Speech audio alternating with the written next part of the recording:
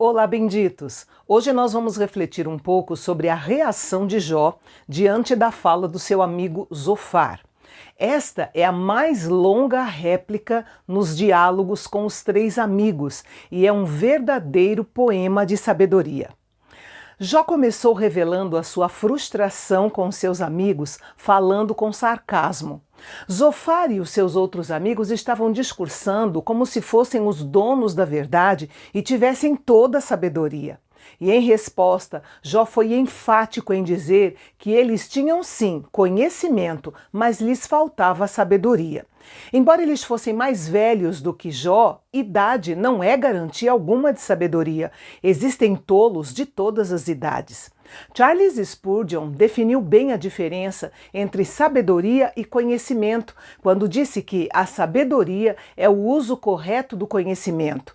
Conhecer não é ser sábio. Muitos homens têm extensos conhecimentos e justamente por isso são os mais tolos. Não há tolo maior do que o tolo instruído, mas saber como usar o conhecimento é ter sabedoria. Uma excelente definição, não é mesmo?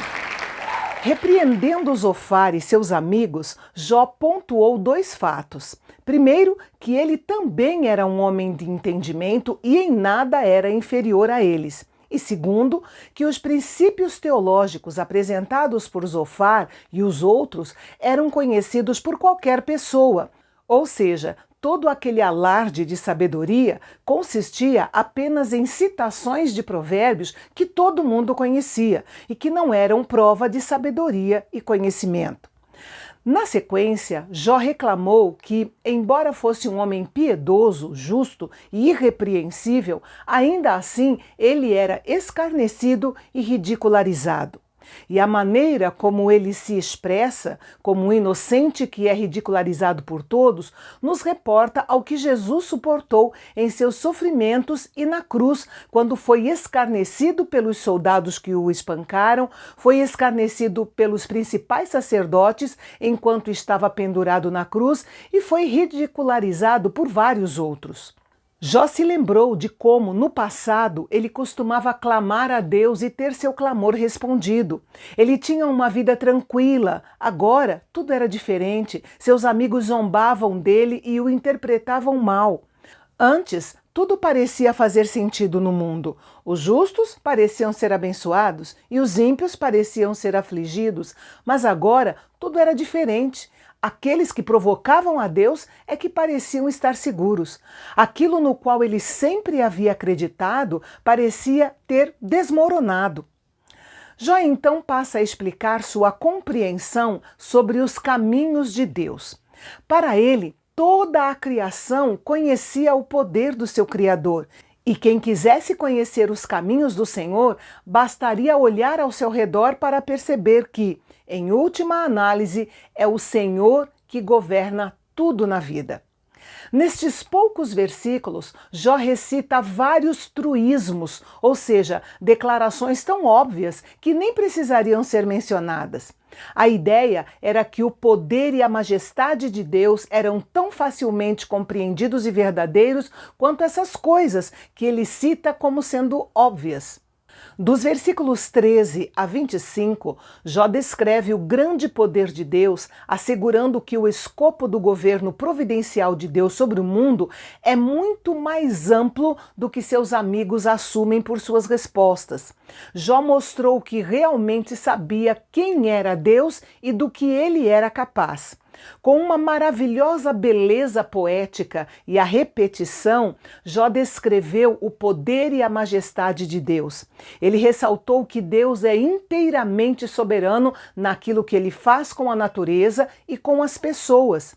Nós não podemos reconstruir aquilo que ele destrói, abrir aquilo que ele fecha ou fechar aquilo que ele abre. Deus pode mover as leis da natureza e não há quem seja capaz de detê-lo. Ele sabe o que fazer e tem o poder para realizar o que é preciso. Em sua soberania sobre as pessoas, qualquer que seja o seu status, Deus está no controle. De acordo com a argumentação de Jó, Todo tipo de gente passa por dificuldades na vida e Deus pode fazer o que bem lhe aprouver. Ele não faz acepção de pessoas e não se impressiona com sua posição, riqueza ou condição social. Deus pode fazer com que os conselheiros do rei percam a sua autoridade e sua riqueza e os juízes se tornem confusos e insensatos. Os próprios reis podem ser transtornados e os sacerdotes retirados dos seus cargos e levados cativos. Deus pode fazer com que homens sábios, como os conselheiros, sejam calados e os nobres e poderosos percam o respeito e a força.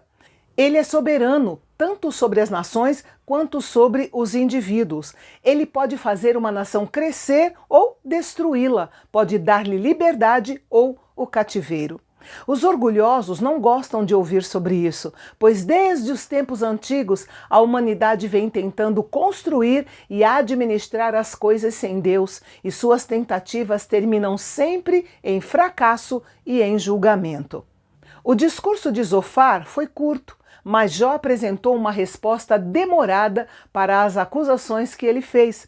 Na continuação da resposta de Jó, no próximo capítulo, nós veremos Jó expressando a sua decepção com seus amigos e também uma das mais extraordinárias declarações de fé registrada nas Escrituras. É amanhã, aqui no Canal Bendito, o nosso canal de Fala Fácil. Até lá!